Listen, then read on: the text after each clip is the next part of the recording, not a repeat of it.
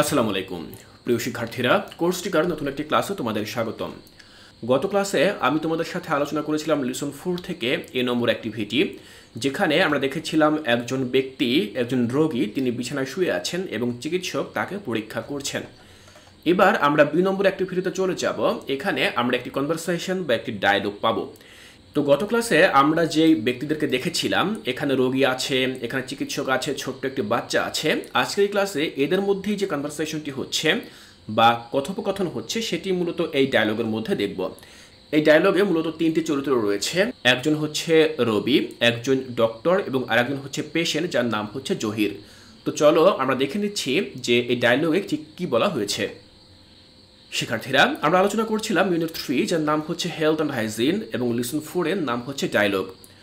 তো আমরা প্রথমে ডায়লগের যে সেটিংসটি রয়েছে বা যেখানে ডায়লগটি সংঘটিত হচ্ছে সেটি মূলত দেখে নেব। Rubik's father mister Zahir Ali is not well. রবির বাবা, যার নাম হচ্ছে মিস্টার জহির আলী, তিনি ভালো নেই। হি ওয়াজ ডিফিকাল্টি ইন স্পিকিং। তার কথা বলতে সমস্যা হচ্ছে। He is now at the doctors clinic. তিনি এখন ডক্টরের যে ক্লিনিক রয়েছে বা চিকিৎসা কেন্দ্র রয়েছে সেখানে রয়েছেন। তো এবার তাদের মধ্যে যে কথোপকথন সেটি আমরা দেখব। এই ডায়লগে তিনজন ব্যক্তি, একজন হচ্ছে রবি, একজন হচ্ছে রবির বাবা মিস্টার জহির আলী এবং আরেকজন হচ্ছেন চিকিৎসক। দেখো, রবি বলছে গুড ইভিনিং ডক্টর, শুভ সন্ধ্যা ডক্টর। তখন ডক্টর বলছেন যে good evening, how is your father today. তো ডক্টর আবার প্রশ্ন করলেন যে তোমার বাবা আজকে কেমন আছেন। তখন রবি সে উত্তর দিল যে নট অ্যাট অল ওয়েল, খুব একটা ভালো নেই। He has difficulty in breathing as before. তিনি এর আগের তুলনায় এখন শ্বাস প্রশ্বাস করতে বেশি কষ্ট অনুভব করছেন। ব্রেথিং মানে হচ্ছে প্রশ্বাস, শ্বাস প্রশ্বাস, আর ডিফিকাল্টি মানে তোমরা জানো যে জটিলতা বা কঠিন। তো তিনি এখন শ্বাস নিতে কষ্ট অনুভব করছেন বা সমস্যা অনুভব করছেন। He is having severe chest pain again. তার এখন পুনরায় চেস্ট পেইন বা বুকে ব্যথা এটি হয়েছে। তো আমরা এই বাক্যটির মধ্য দিয়ে জানলাম যে রবির বাবা, তার কি সমস্যা এবং তাকে কেন ডাক্তারের কাছে নিয়ে আসা হয়েছে। তার শ্বাস করতে অসুবিধা হচ্ছে এবং তার বুকে ব্যথা অনুভব হচ্ছে, আর এজন্যই মূলত তাকে ডাক্তারের কাছে আনা হয়েছে। তখন দেখো ডক্টর বলছেন আই সি, আমি বুঝলাম। দেখো আই সি, বুঝলাম। Mister Ali, could you lie down on the examination table please. তখন দেখো সেই ডক্টর তিনি মিস্টার জহির আলীকে তিনি বললেন যে আপনি কি দয়া করে এক্সামিনেশন টেবিল বা এখানে যেই টেবিলটা রয়েছে আপনি কি এখানে শুয়ে পড়তে পারেন। ওকে, লেটস সি, তাহলে আমাকে দেখতে দিন। Do you feel any pain here. আপনি কি এখানে কোনো ব্যথা অনুভব করছেন। তো শিক্ষার্থীরা, আমরা গত ক্লাসে যে চিত্রটি দেখেছিলাম তাহলে আমরা বুঝতে পারলাম যে এখানে যে ব্যক্তিটি শুয়ে আছেন তিনি হচ্ছেন মিস্টার জহির আলী, আর যে ছেলেটা এখানে দাঁড়িয়ে আছে তার নাম হচ্ছে রবি। এদের মধ্যে সম্পর্ক হচ্ছে পিতা পুত্র। তো মিস্টার জহির আলীকে মূলত এখানে দেখাতে বা ডাক্তারের কাছে চিকিৎসা দিতে আনা হয়েছে। তো ডাক্তার তাকে এখানে এক্সামিনেশন টেবিল বা সেই যে বিছানা সেখানে শুয়ে পড়তে বললেন এবং তাকে জিজ্ঞাসা করলেন যে আপনি কি কোনো ব্যথা অনুভব করছেন। Do you feel any pain. আপনি কি কোনো ব্যথা অনুভব করছেন এখানে। তখন জহির আলী তিনি বললেন কি ওহ, মানে তিনি একটা শব্দ করলেন।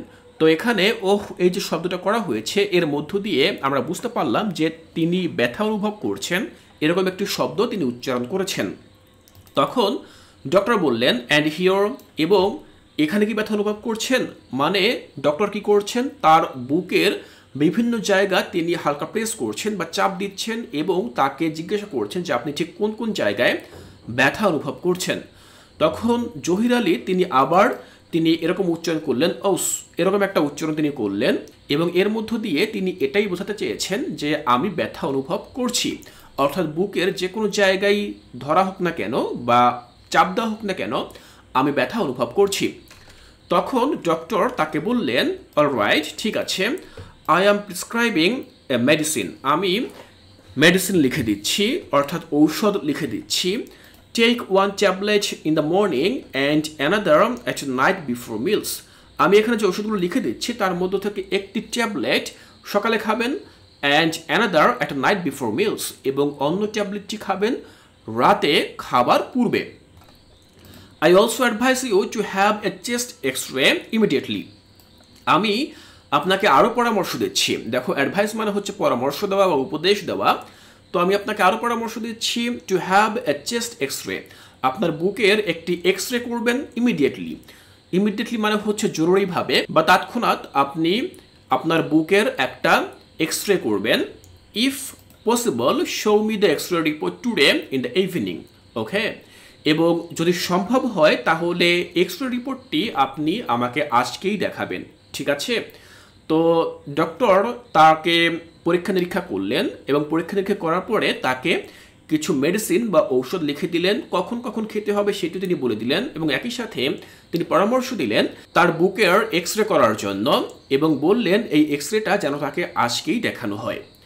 তো তারপর কি হলো দেখো, রবি তখন তিনি বললেন ওকে ডক্টর, থ্যাংক ইউ, আপনাকে ধন্যবাদ, এবং ডক্টর তিনি বললেন ইউ আর ওয়েলকাম, তোমাকেও স্বাগতম। তাহলে আমরা এখানে তিনজন ব্যক্তির মধ্যে একটি কথোপকথন দেখলাম, একটা ডায়লগ দেখলাম, রবির বাবা মিস্টার জহির আলী এবং ডক্টরের মধ্যে। এই কথোপকথনটি আমি তোমাদেরকে বাংলায় অর্থ সহ বুঝিয়ে দিয়েছি। আমি আশা করছি এখান থেকে তোমাদের বুঝতে আর কোনো অসুবিধা নেই। এর পরবর্তী ক্লাসে আমরা এই কথোপকথন থেকে বেশ কিছু প্রশ্ন পাবো সি নম্বর অ্যাক্টিভিটিতে। দেখো, সি নম্বর অ্যাক্টিভিটি এখানে 1 2 3 4 5 5টি প্রশ্ন রয়েছে। এই 5টি প্রশ্নের উত্তর তোমরা কিভাবে লিখবে তা আমি এর পরবর্তী ক্লাসে তোমাদেরকে বুঝিয়ে দেব। তাই শিক্ষার্থীরা, কোর্সটিকায় এর পরবর্তী ক্লাসগুলো দেখার আমন্ত্রণ জানিয়ে আজকের এই ক্লাসটি এখানেই শেষ করছি।